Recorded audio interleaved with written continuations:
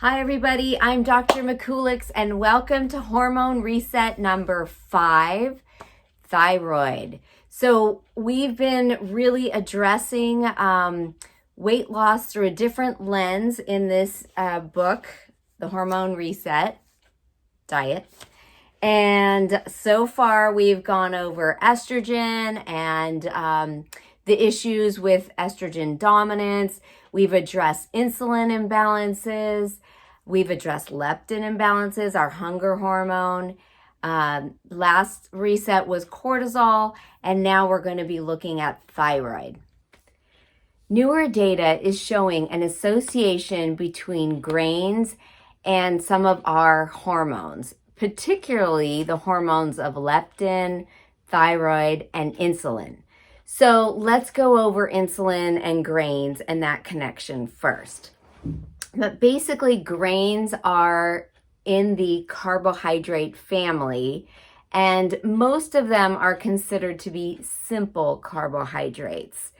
And what happens is when we ingest these simple carbs, it can cause a rather rapid spike in our blood glucose levels because carbs are essentially and initially broken down into glucose. So when that happens, our pancreas has the counter response of producing more insulin to try to get the extra glucose out of our bloodstreams. So too much insulin, like we talked about in the previous reset, can also signal our bodies to store more fat. So we're really not only working against ourselves from eating the grains, but also from the effect that the grains have on our insulin levels. So it's really important to, take a close look at this and, eliminate these foods from your diet during this reset.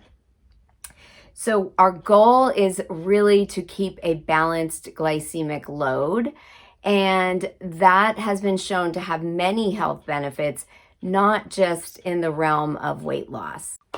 Okay, so let's talk a little bit about thyroid and grains. And this comes back to the discussion of gluten. And gluten is a protein that is found in many grains. It's most commonly found in wheat, but sometimes it can even be found in like ketchup. So this protein, unfortunately, can be hard on the lining of our digestive systems and can cause a lot of issues as a result. So you don't have to have celiac disease or antibodies to gluten to have a sensitivity to gluten. So I think of it more as like a pendulum, and most of us are somewhere in the gray zone. Some people really have no intolerance at all. And on the other end, some people have celiac disease. So I have a visual here, and we will go over this in light of what gluten does and the effects it can have on our intestinal cells. Bear with me. What's going on here in your guts can definitely affect the functioning of your thyroid. So over here we have healthy cells. They're plump, they're tightly adherent. They are not letting strange molecules like gluten readily through into our bloodstream. But what can happen is different medications, stress, having to take antibiotics, preservatives in food, all of these things can cause a breakdown in these cells, and then they become more like this, kind of degenerated and leaky or with spaces in between them.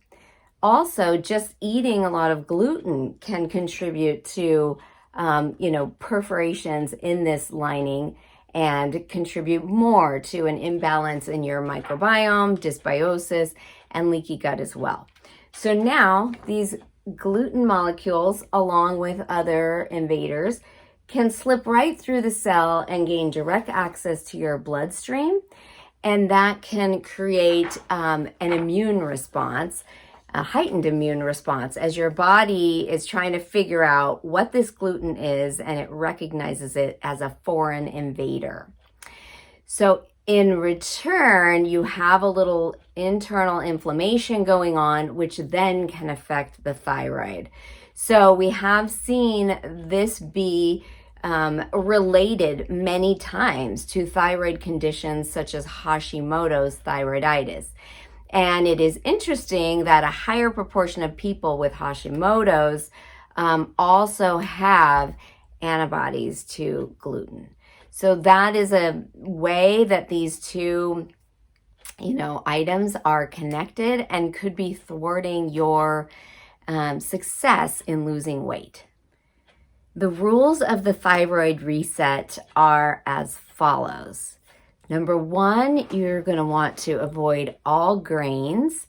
And basically, we look at the three big categories of grains, which are pizza, pasta, and pastries. So wheat flour, especially in this category, but also things like artificial seasonings and flavors, because sometimes those can be hidden sources of gluten. Second rule is to continue to eat your pound of veggies daily. And this can look like 3 to 4 cups of mixed green leafies. It's also important to lightly cook some of your vegetables. So you're getting that balance between, raw and cooked. The third rule is to monitor your net carbohydrate consumption. And that can be done by looking at your total carbs and then subtracting grams and then subtracting the amount of fiber you've consumed in grams.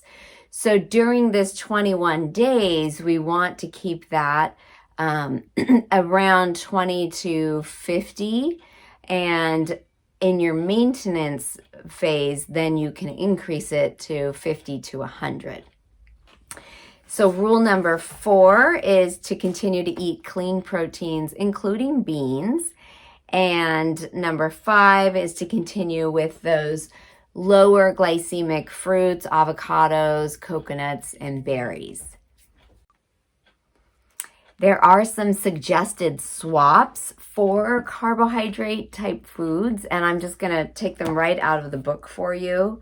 Things like romaine lettuce, coconut flour, things made with coconut flour, like wraps and things like that, baked sweet potatoes, kale chips, kelp noodles, and flaxseed and dehydrated vegetable crackers, which can be found pre-made already, so that is a nice convenience as well.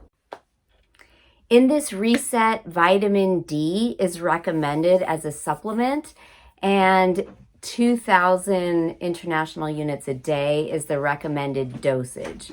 So just of note, that can vary greatly depending on your specific issues and your specific vitamin D level, but at least this gets you thinking about it. I also like to recommend a multivitamin, especially something higher quality with fully methylated B vitamins and chelated minerals. So that can help just assist your body as you're going through these shifts in what you're eating and making sure that you're covering all your bases with getting your nutrients.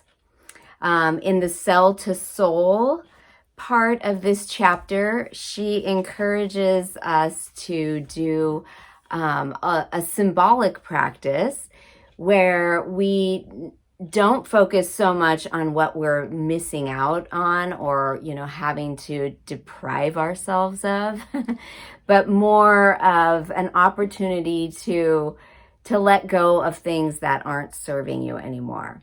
So the practice that's recommended is to take a piece of bread over a bowl of water, or maybe you're outside and you have a body of water next to you, and you break the bread into smaller pieces and just let it go into the water. And this is symbolic to you letting go those things that don't serve you in your life anymore.